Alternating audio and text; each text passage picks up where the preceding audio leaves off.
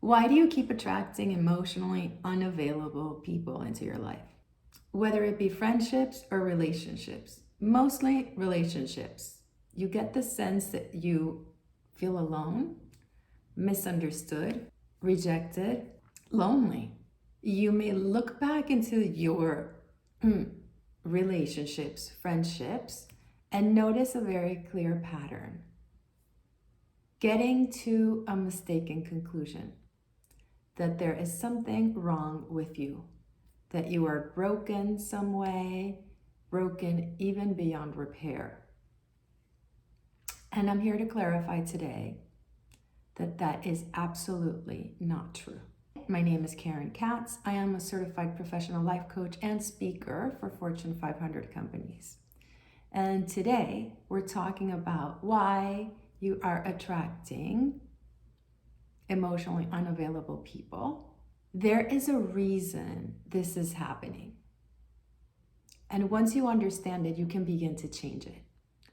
As empaths, we've had our fair share of traumatic experiences. Again, when I talk about trauma, I am not only necessarily talking about the big traumas that we associate with the word, although in some cases, yes, it is that. I've worked with a lot of people that have gone through horrible traumas. But I'm talking about, in general, traumatic experiences. These experiences that are an overload to our sensitive, not weak nervous system. We are sensitive. We will always be highly sensitive.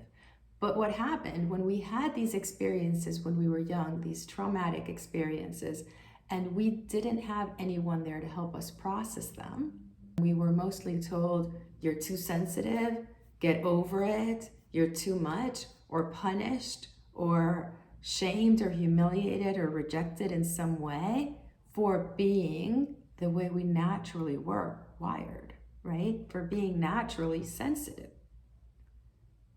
We didn't do this on purpose. We were born this way for a reason. The reason became evident to me way too many years later in my life.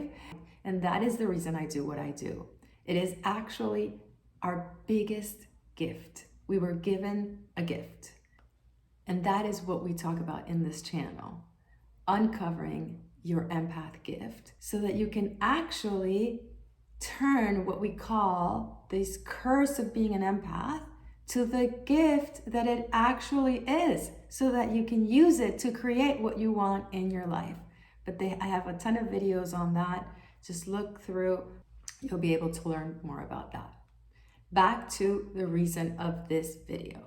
When we had these traumatic experiences and no one was there to support us, to help us through them, the people that were there were highlighting, there's something wrong with you, get over it, you're too sensitive, you're too this, you're too that. We got to a mistaken conclusion that there is something wrong with us. And we went out into the world with that mistaken belief, attracting to ourselves different opportunities, different experiences that cemented this belief over and over and over again, until it became evident to us that it is part of our identity. I am just broken. I am a broken person. And we believed that anyone who was spending time with us, any friends, or was doing us a favor, they were actually putting up with us, damaged us. All this shame and pain and humiliation created a terrifying fear of being who we really are. Now let's talk about relationships. In relationship, what is the foundation? What is needed in a relationship? Intimacy. Intimacy is all about letting ourselves be completely seen, naked, authentic, real, genuine, vulnerable. To us, that is unbearable.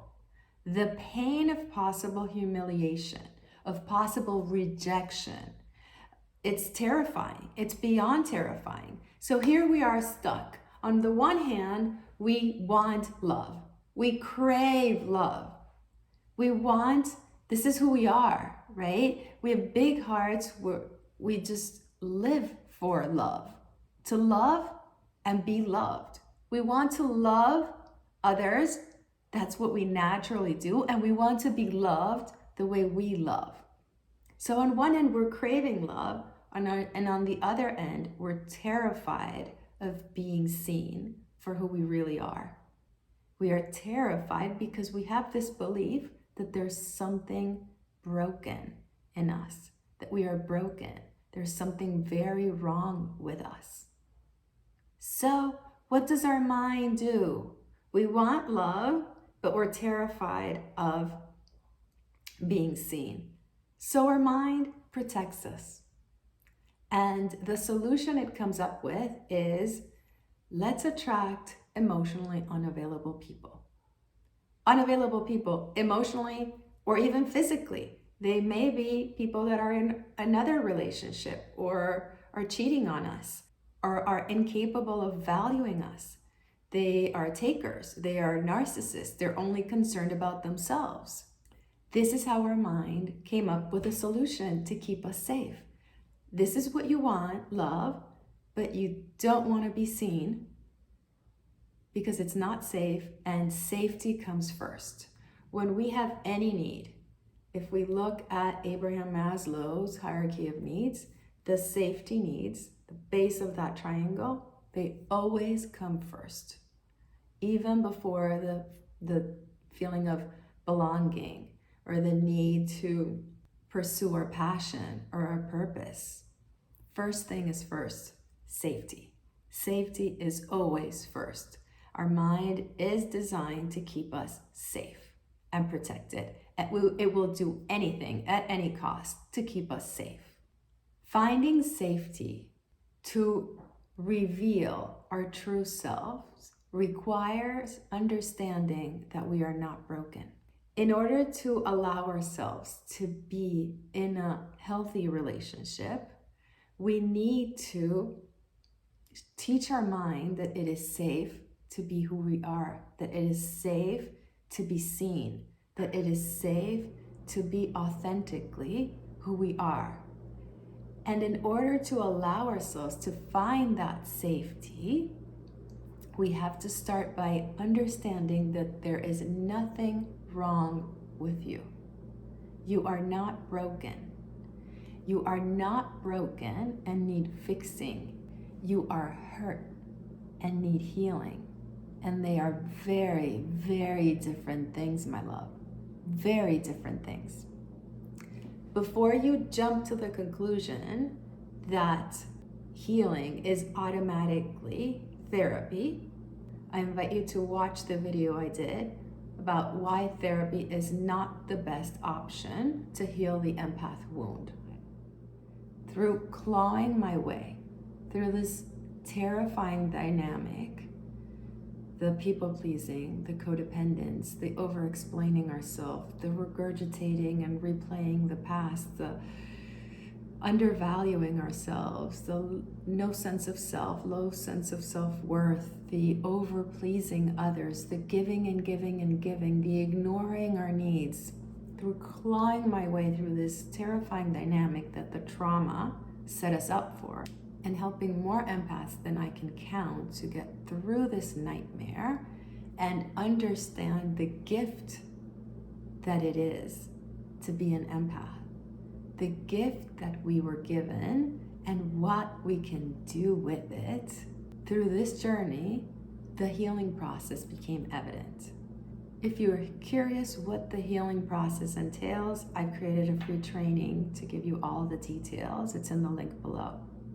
I'm sending you much love, and I will talk to you soon. Namaste.